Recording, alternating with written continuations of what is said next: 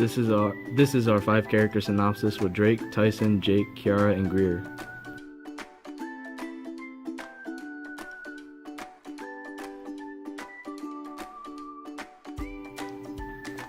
This is the character synopsis for Maxine.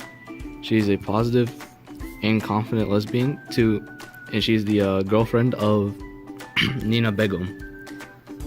She's a beautiful white woman with a model-like figure and curly hair who is joyous and accepting and loves spending quality time with her girlfriend.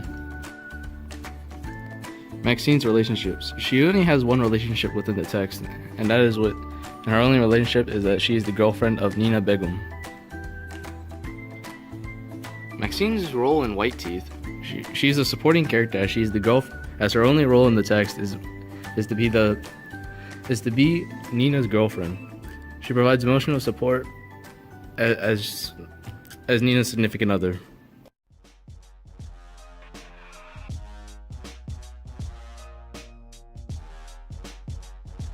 This is a synopsis of Nina Begum. Nina is a young Bangladeshi woman, about 37 by 1992, who is of the same situation as Alfama. It can be derived from moments throughout the book that she's a very attractive woman, and that's when Archie finds out that she is lesbian. She's very loud and unapologetic, very flamboyant with her personality, and she's very proud about who she is and what she believes. She's extremely opinionated, and when she has an opinion, she makes it known to everyone who doesn't have the same opinion.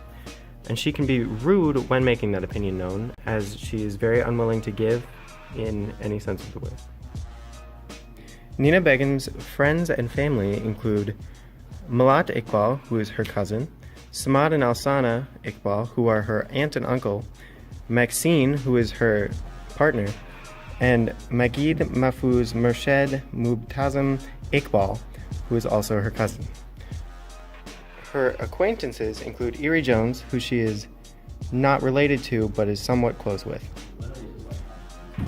Nina's role in the book is to provide contrast between the older, more traditional generations and a younger, newer, more liberal generation, mostly in religion and acceptance of Western beliefs.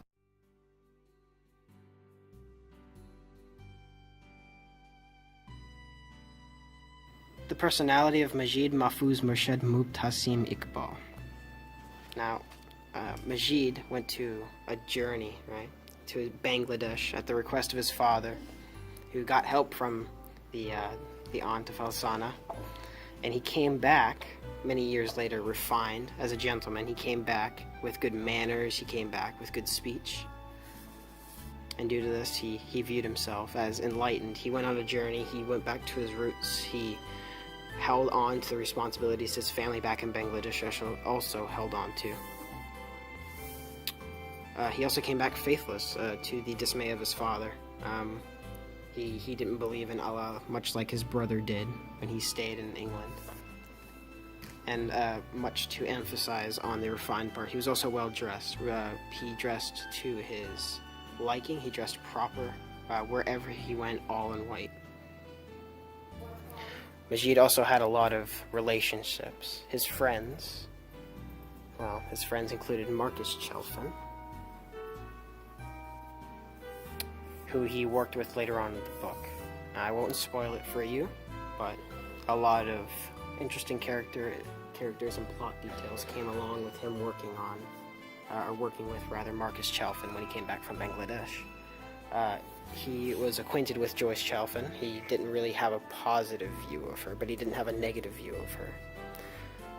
Now, he was sort of at odds with his brother. He wanted to make amends, but his brother Malat didn't want to. He saw his brother Majid as faithless and as a heathen, rather as kuffar. And he was cordial, or friendly, rather in between cordial and friendly, with Erie Jones later on in the book. And lastly, his role in White Teeth was the brother of Malat and the antithesis of what Malat was supposed to be, or rather what Malat was. and the antithesis of what Samad wished him to be. He added the contrast inside the story in order to help better. He added a whole new layer of depth to the story, as well as a whole new personality, a conflicting personality with the rest of the characters.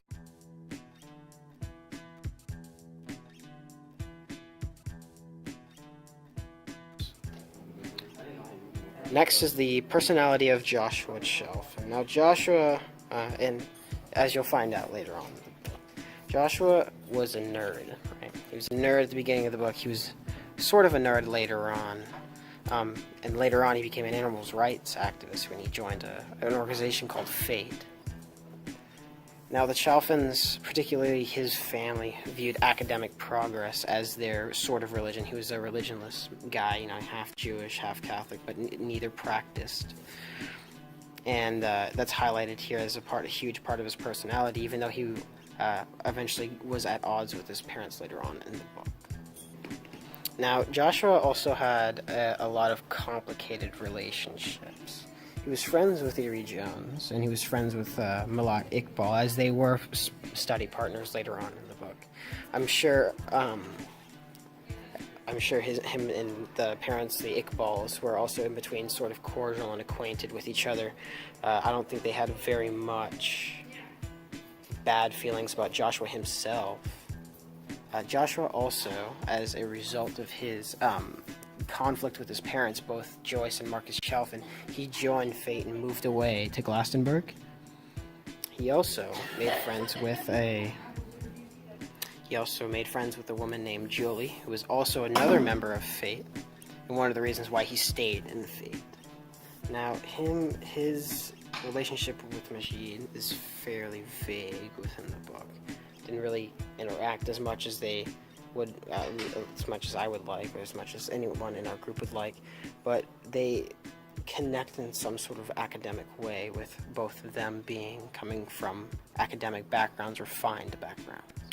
Joshua's role within the book was sort of as the ugly duckling. He was the odd man out, the dark horse, and yet he added so much flavor to the book itself. Joshua added this whole new conflict, whole new family. It wasn't just the Iqbals, it wasn't just the Bowdens, the Joneses that were in the book now. It was now the Chalfins, who created whole new problems, who created whole new situations and relationships with other kids.